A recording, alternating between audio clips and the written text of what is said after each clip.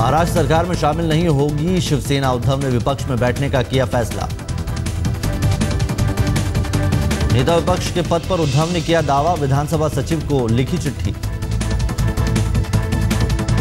शिवसेना ने किया ऐलान, एकनाथ शिंदे होंगे सदन में शिवसेना के नेता। पहले उद्धव ने बीजेपी को दिया था 48 घंटे का अल्टीमेटम, कहा बीजेपी तय करे उसे एनसीपी का साथ चाहिए या शिवसेना का। आज से शुरू हुआ विधानसभा का विशेष सत्र, 12 नवंबर को फडणवीस सरकार को हासिल करना है विश्वास मत।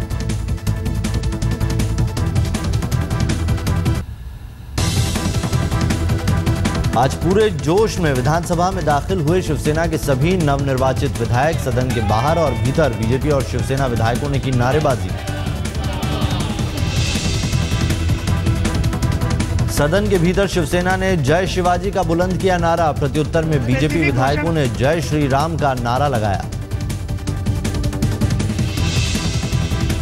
शिवसेना नेता नीलम गोरे ने कहा, हम दूसरी सबसे बड़ी पार्टी, हमारी पार्टी अपना काम सही तरीके से करेगी।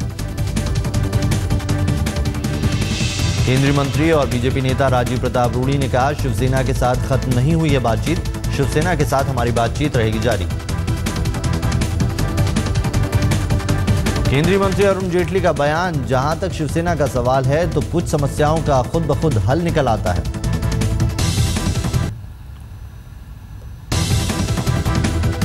मुंबई की एक स्पेशल सीबीआई अदालत ने बीजेपी अध्यक्ष अमित शाह को सोहराबुद्दीन शेख के फर्जी एनकाउंटर मामले की सुनवाई के दौरान कोर्ट में गैर हाजिर रहने की छूट दी। ये छूट सिर्फ आरोप तय होने तक के लिए दी गई है। शाह ने मामले की पूरी सुनवाई के लिए गैर हाजिर रहने की इजाजत मांगी थी। सोहराबुद्दीन शेख फर्जी एनकाउंटर मामले की अगली सुनवाई अब 21 नवंबर को होगी। ये मामला गवाहों की जान पर कथित खतरे की वजह से सुप्रीम कोर्ट ने अहमदाबाद से मुंबई ट्रांसफर किया था। पूर्व कृषि मंत्री राधाकृष्ण विखे पाटिल चुने गए महाराष्ट्र कांग्रेस विधायक दल के नेता।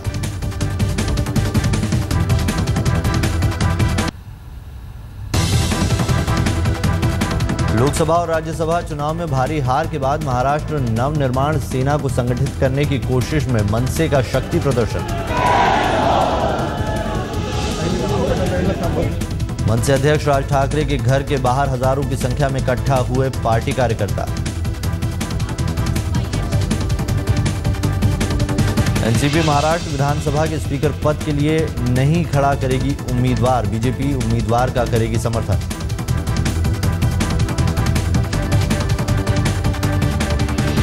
सदन में सबसे ज्यादा 121 एमएलए के साथ बीजेपी औरंगाबाद के विधायक हरिभाऊ बैजे को स्पीकर पद के लिए उम्मीदवार बना सकती है।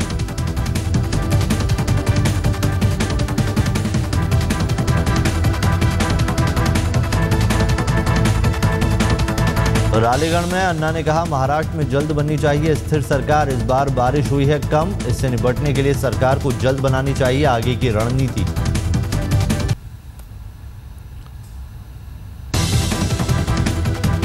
अंतर्राष्ट्रीय रेटिंग एजेंसी मूडीज का अनुमान, अगले 2 साल में भारत में होगा जबरदस्त विकास। शेयर मार्केट में उछाल, निफ्टी आज 8,344 के ऑल टाइम हाई पर हुआ बंद। सेंसेक्स में भी तेजी, सेंसेक्स ने बनाया 28,027 पर नया उच्चतम स्तर पर कुछ गिरावट के बाद 27,874 अंकों पर हुआ बंद। सोने के भाव में मामूली गिरावट देखी गई, 25 रुपए गिरकर आज सोना 26,075 के रेट पर हुआ बंद।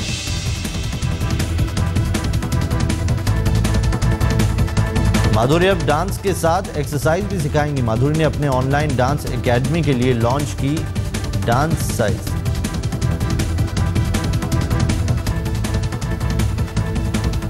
और चलिए अब खबरें विस्तार से देखते हैं। आज सुबह से ही लगने लगा था कि शिवसेना बीजेपी से नाता तोड़ लेगी, लेकिन एनसीपी नेता शरद पवार ने जैसे ही साफ किया कि वो बीजेपी को समर्थन करेंगे, वैसे ही शिवसेना ने अपने लिए एक नई भूमिका तय कर ली। अब वो महाराष्ट्र विधानसभा में विपक्ष में बैठेगी।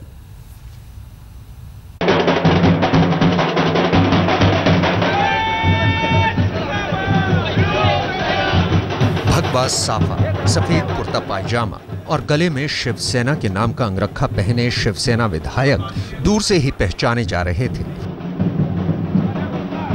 पूरी धमक के साथ शिवसेना के विधायक महाराष्ट्र विधानसभा में दाखिल हुए। सजे धजे विधायकों के साथ ढोल नगाड़े बजाते हुए शिवसेना के कार्यकर्ता भी थे।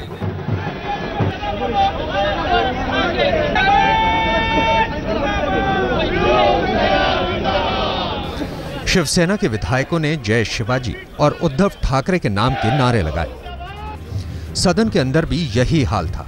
शिवसेना के विधायकों ने जय शिवाजी के नाम के नारे लगाए तो बीजेपी विधायकों ने श्री राम के नारे लगाकर इसका जवाब दिया। लेकिन अंदर इससे भी ज्यादा चौंकाने वाली बात हुई। विधानसभा के अंदर शिवसेना के विधायक उस जगह बैठ गए जहां विपक्ष बैठता है, यानी कि स्पीकर की सीट की बाईं तरफ।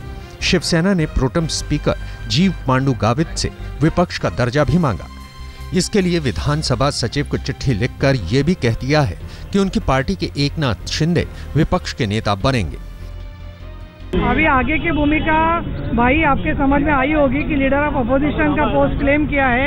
इसका मतलब हम अपोजिशन का काम करेंगे। जो जनता ने जनादेश दिया है उसको इंसाफ देने की हमारी कोशिश रहेगी।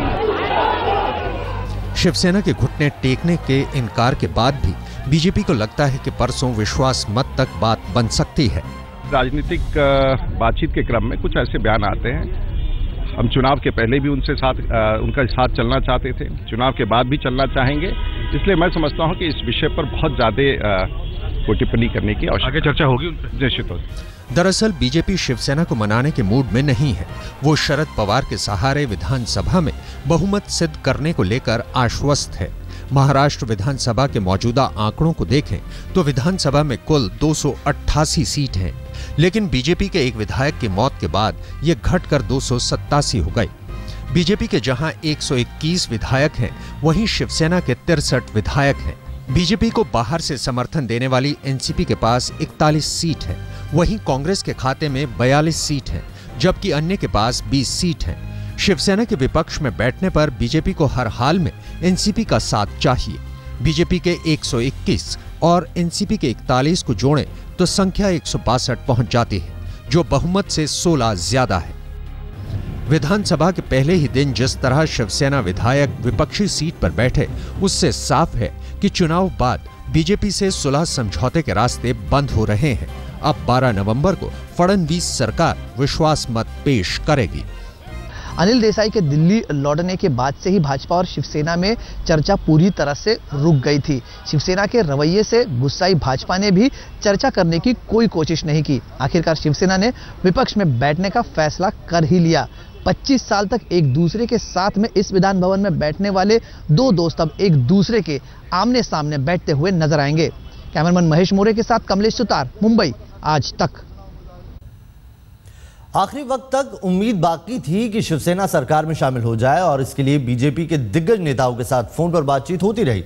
यहां तक कि अनिल देसाई को दिल्ली भेज दिया गया था मोदी कैबिनेट में शामिल होने के लिए, लेकिन बातचीत बन नहीं पाई।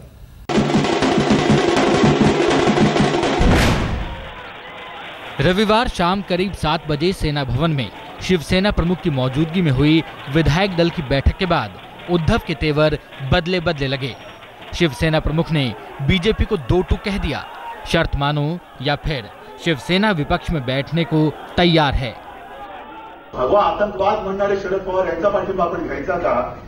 लोकसभेच्या वेळेला अर्ध्या चड्डीवाल्यांचा आता देश घेणार का? हा प्रश्न विचारण्याचा पाठिंबा आपण घ्यायचा का? कारण आता ते बरोबर जर का त्यांचं गुळपीट जमलं मला माहित नाही। आज आपण विरोधी पक्ष नेतेपदावरती आपला दावा सांगितलेला आहे। उद्धव ठाकरे ने बीजेपी को 48 घंटे का अल्टीमेटम दिया, लेकिन इस तरह के अल्टीमेटम देने के आदी उद्धव की ताजी धमकी के बावजूद बीजेपी खामोश रही। इस रहस्यमयी चुप्पी ने उद्धव के धैर्य को तोड़ दिया और 48 घंटे की मियाद पूरी होने से पहले ही शिवसेना ने विपक्ष में बैठने का फैसला कर लिया। आगे की भूमिका भाई आपके समझ में आई होगी कि लीडर ऑफ अपोजिशन का पोस्ट क्लेम किया है। इसका मतलब हम अपोजिशन का काम करेंगे। जो जनता ने जनादेश दिया है उसको इंसाफ देने की हमारी कोशिश रहेगी। दरअसल शिवसेना की तलखी दिल्ली के घटनाक्रम के बाद की है।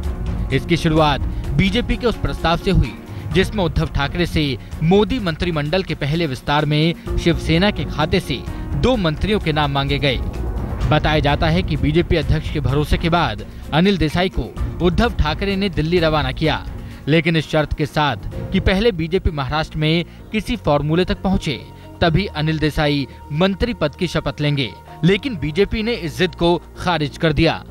उद्धव जी ने हमको सुबह में कहा कि आप पहुंच जाओ दिल्ली, जिस जिम्मेदारी मुझ पे दी थी वो मैंने निभाई। एयरपोर्ट पे रुके? मैं खुद वहां पे दिल्ली गया। दिल्ली जाते ही जैसे लैंड होने के बाद में साहब से फोन आया, या मैंने भी साहब को फोन किया, तो साहब ने कहा कि अभी तक कुछ भी बात नहीं हुई। वहीं से हम लोग बहुत ट्राई करते रहे, वहां से किसी तरह से बात हो जाए। उद्धव ठाकरे की आपत्तियों के बावजूद सुरेश प्रभु को मंत्री बनाने पर बीजेपी अड़ी रही, लेकिन मामला तब और भड़क गया जब सुरेश प्रभु रविवार सुबह शिवसेना छोड़ बीजेपी में शामिल हो गए। पहले महाराष्ट्र पर फॉर्मूले पर चुप्पी, ऊपर से सुरेश प्रभु के मसले पर अपनी अनदेखी से शिवसेना बुरी तरह बिफर गई। लिहाजा उद्धव ने अनिल देसाई को शपथ ग्रहण करने से रोक दिया। सिर्फ एमओएस की बात नहीं थी। मैंने जैसे कहा कि पहली मेरी शर्त थी कि महाराष्ट्र का चित्र कैसे होगा, ये जब तक स्पष्ट नहीं होता है तब तक आज मैंने उनको कहा था कि मेरा सांसद आपके मंत्रिमंडल में शामिल नहीं होगा, और इसीलिए अनिल देसाई जी वहां पहुंचे थे और वहां से मैंने उनको वापस बुलाया।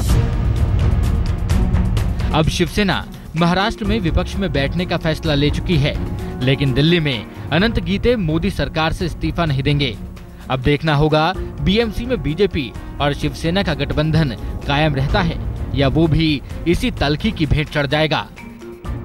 साहिल जोशी के साथ कमलेश सुतार, मुंबई आज तक। मुंबई में राजनीतिक माहौल गर्म है। पुराने सहयोगी बीजेपी शिवसेना एक दूसरे पर पलटवार करते नहीं थक रहे, लेकिन एनसीपी खेमे में माहौल कुछ जुदा है। शरद पवार ने आज एक प्रेस कॉन्फ्रेंस की, जिसमें शिवसेना को लेकर उन्होंने पत्रकारों के साथ चुहलबाजी भरे अंदाज में बात की। एनसीपी मुखिया शरद पवार ने मुंबई में सोमवार को प्रेस कॉन्फ्रेंस बुलाई तो थी बीजेपी को समर्थन के मुद्दे पर अपनी भूमिका स्पष्ट करने के लिए, लेकिन इस प्रेस कॉन्फ्रेंस में शिवसेना और उद्धव ठाकरे को लेकर हंसी मजाक ज्यादा हुआ। रविवार को उद्धव ने कहा था कि बीजेपी पहले एनसीपी के समर्थन पर अपना रुख साफ करे। अगर बीजेपी एनसीपी का समर्थन लेगी तो शिवसेना विपक्ष में बैठेगी। इस पर पवार ने कहा कि एनसीपी खुद बीजेपी को अपनी तरफ से बिना मांगे समर्थन दे रही है। हम देने के लिए तैयार नहीं हो, देने के लिए तैयार नहीं देने के लिए हमारे वोट पड़ने वाला है, ऐसा इंटरव्यू में जाने वाला है। बीजेपी को समर्थन पर अपनी पूर्व सहयोगी कांग्रेस के वार झेल रहे शरद पवार ने कहा कि केंद्र या राज्य सरकार जो चाहे जांच करवा ले, उनका समर्थन किसी डर की वजह से नहीं है, बल्कि उनका समर्थन महाराष्ट्र में स्थिर सरकार के लिए है। पर क्या स्थिरता के लिए ये समर्थन पूरे 5 साल जारी रहेगा? इस सवाल को शरद पवार गोल कर गए।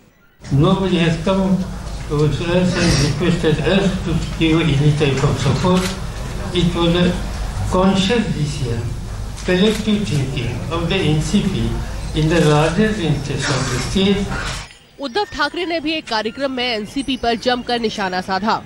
एका मताने सरकार पाडलं, कारण मला वाटतं तेव्हा ते लोकसभेमध्ये विरोधी पक्ष नेता होते।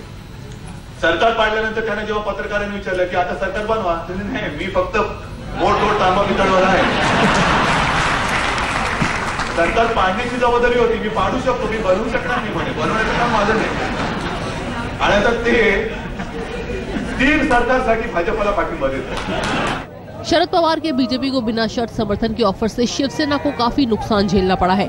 हालांकि बीजेपी ने भी साफ नहीं किया है कि वो एनसीपी का समर्थन लेगी या नहीं, पर शरद पवार की प्रेस कॉन्फ्रेंस के बाद शिवसेना ने विपक्ष में बैठने का ऐलान कर दिया। शिवसेना की तरफ से विधानसभा सचिव को चिट्ठी लिख नेता विपक्ष का पद दिए जाने की मांग की गई। मुंबई से वीरेंद्र सिंह घुनावत और साहिल जोशी के साथ आज तक ब्यूरो। मुंबई में बच्चों के गायब होने को लेकर एक चौंकाने वाली रिपोर्ट सामने आई है। मुंबई पुलिस के आंकड़ों की माने तो पिछले 9 साल में लगभग 3000 से ज्यादा बच्चे गायब हो चुके हैं और पुलिस अब तक इन लापता बच्चों का कोई पता नहीं लगा पाई है। लेकिन अब मुंबई पुलिस इन बच्चों को ढूंढने के लिए खास कदम उठाएगी।